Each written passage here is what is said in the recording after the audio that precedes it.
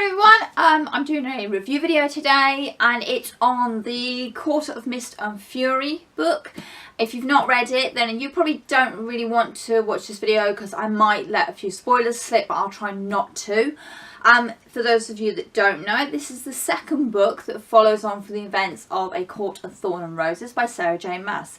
This is her Fae trilogy with the third one coming out in May, which I really want to get my hands on now. Right, so in A Court of Thorns and Roses, Fae is a human who is taken in by a Fae High Lord who is under some sort of spell. We don't quite know what for quite a while, but she's effectively there to fall in love with him. It's billed as a Beauty and the Beast retelling, which I have to admit I didn't really pick up on when I first read it. It was only afterwards when I realised what it was supposed to be doing that I saw the parallels in it. But, you know, it was a nice, gentle book. There were a couple of bits in it that I thought, oh, okay, yeah, fine. And that were a bit bloodthirsty. But on the whole, it was a gentle romance set in the Fae world with potentially something more going on. This one is brilliant. You know when they say A New Hope was a good film and then The Empire Strikes Back is like an awesome film? I'd say the same applies to these two books. The Court of Thorn and Roses is a good book. It's a good story. Fair's a really good character. Tamlin is an interesting guy. Lucian's certainly conflicted. But this book is so much better. This follows on from events that happen at the end of the Thorn and Roses. And it deals with those consequences that Fair's had to make bargains with, and we see the fallout of that. We also see the fallout of what happens at the end of Thorns and Roses, and I don't really want to say because I'd spoil it, but needless to say, things have changed. Fair has changed, and the situation in this book, things are a lot more fraught, they're tighter, emotions are heightened, and events actually start falling into place, things start making sense. What's nice is we only ever see events from Freya's point of view, so we don't really know what else is going on in the world. So it's all about what she sees, what she feels, what she experiences, and what she understands. And I suppose that's quite a good way of keeping the reader in the dark about what is going on. You're not going to suddenly drop a big bombshell that our main characters don't know about because the reader needs to know about it.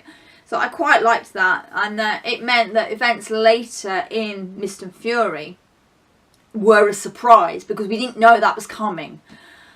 So I quite like that aspect. I like the characters in this sequel much more than I did in the original. Rysand is a very interesting character. He's certainly someone you grow to love, which is quite interesting really. And then there's also the other members of the Night Court. They are all very complex characters. They've all got their own pain and history and relationships going on. And I really liked them. I thought they were a good bunch of characters, very solid. What I will say about Mist and Fury is you need to have read the first one to get this one. That it's definitely a set, and I'm certainly the third one will be following. So it's one of those trilogies that is actually a trilogy. This makes sense. It tells the whole story. It's a natural progression. It's not a series of books that are a trilogy for the sake of it. No, these are planned. This works really, really well. Mist and Fury I liked so much more because I got to know Freya a lot more. I got to understand her quite greatly. Yes, we get to see inside her head in the first one, but I think in the second one it's much more raw. I'm not sure if that's the right word, but you definitely feel her a lot more through this book, and I really liked it. I would like to mention that there are a couple of passages in this book that are, let's just say, full-on risque sex scene. They're beautifully done. Anyone who's in a loving relationship will completely identify with what they're reading. But yeah, they are certainly if you know someone who is more immature in that area, perhaps you need to have a talk with them maybe before they start reading this series, because those passages are beautifully done. You certainly feel the love in those scenes, but they don't leave anything to the imagination, so you might just want to give some people a heads up if they're not prepared for that sort of detail and description. Like I say, I thought they were beautiful. I thought they were very lovingly done, and I just thought they were right for those scenes. I just thought, yeah, that made a lot of sense with the characters, with the environment we're in, with the whole world that's been built up. It made sense to me. Like I said, there's only two. One's pretty early on, and one's towards the back of the book. But certainly, yeah, you know, it's pretty graphic, but done in a beautiful way. It's not gratuitous at all. Well, I didn't think so anyway. So there's that. Lots of people will have probably read the Throne of Glass series by Sarah J. Maas, which also deals with Fae and that. I would say the two series are very separate from each other. Yes, they're both about Fae, but they tell the story in a very different way. It's certainly two different worlds. There is no way you could cross Throne of Glass world with Court of Thorn and Roses world. They just aren't compatible with each other. The magic is slightly different. The whole political setup is different.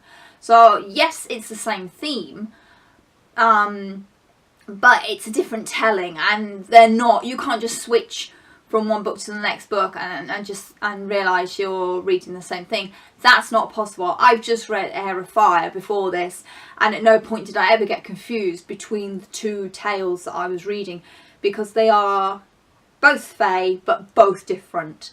So I thought that was really, really good of Sarah J. Maas to be able to write in the same genre and the same style, but still be distinct with her worlds and her characters.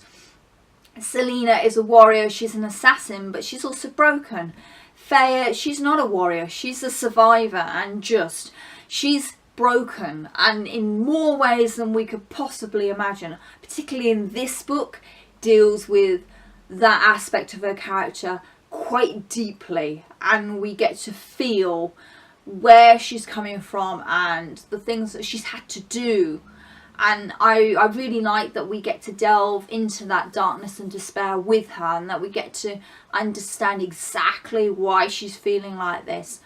So I thought that was a really clever way of distinguishing between her two main female characters, who are both strong characters, but for very different reasons. And you can't mix these two girls up. They are separate characters. So don't feel like, oh, I can't read Court of Thorn and Roses because I'm still reading Throne of Glass series. There's not that issue. These tales are separate from each other. You're not going to mix them up. At 624 pages, this is a pretty hefty tome. It's taken me a fair few days to get through it. I didn't do much reading over the weekend because I was away with family. So it's taken me longer than I wanted to get through it, which means I really need to get my reading habits into gear for the rest of the month to actually get through all my other books on my TBR pile.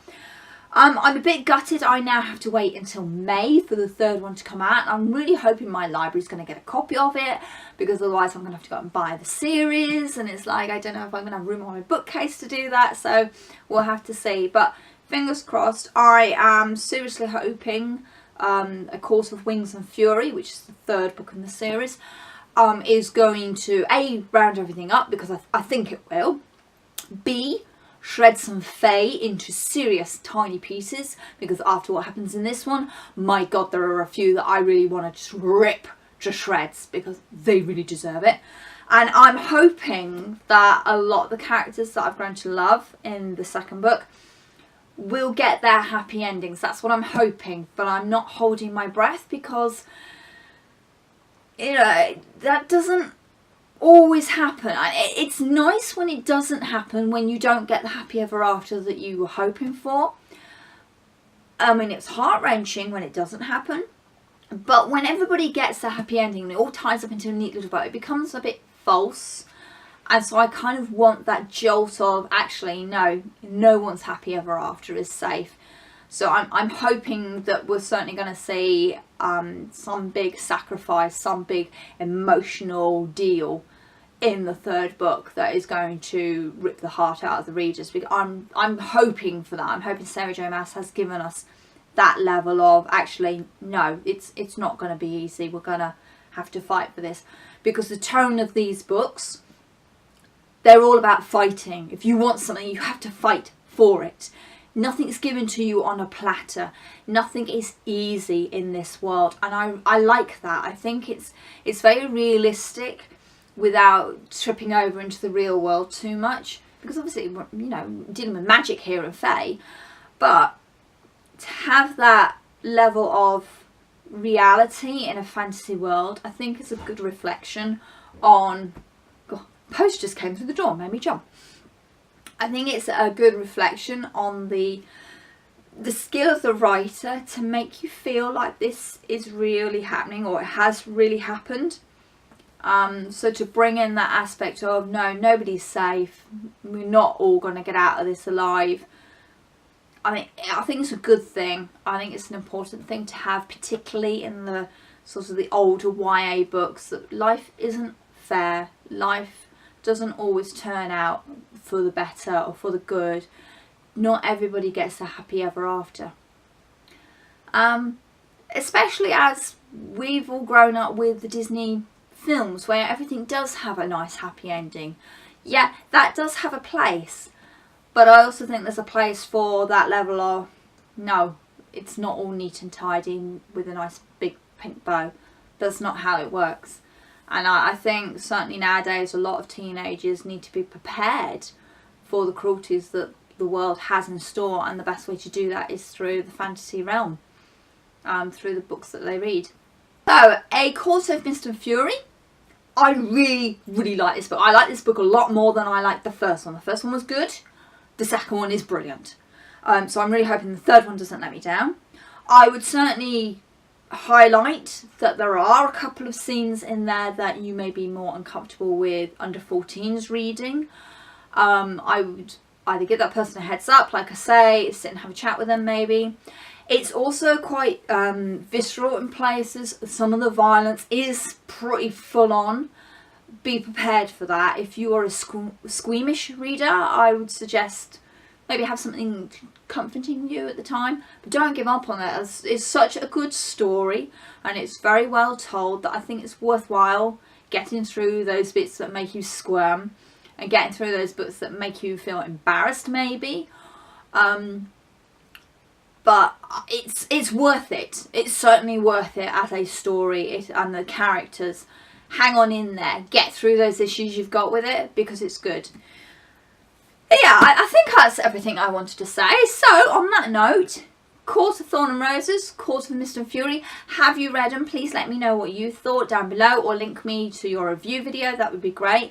I know Francine Simone's done a review on Thorn and Roses. I'll leave a link to her video down below because I think she's very good. She's a lot more articulate than I am explaining things, so please guys check her out. Thank you for watching. Happy reading, and I'll see you soon. Bye.